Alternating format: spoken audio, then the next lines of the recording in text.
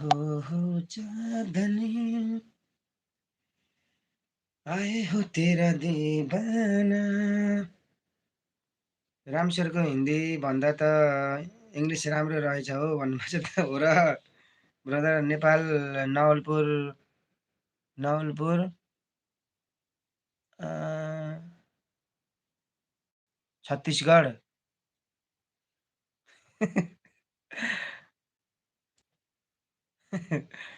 ए ल ल ल ठिक छ ब्रदर है त ल। वेलकम वेलकम है ल। स्वागत छ हजुर, स्वागत छ है त ल। इङ्ग्लिस बोलेको त बुझेको थिएँ, हिन्दी बोलेको त बुझिनँ भन्नुभएको छ हो र ब्रदर।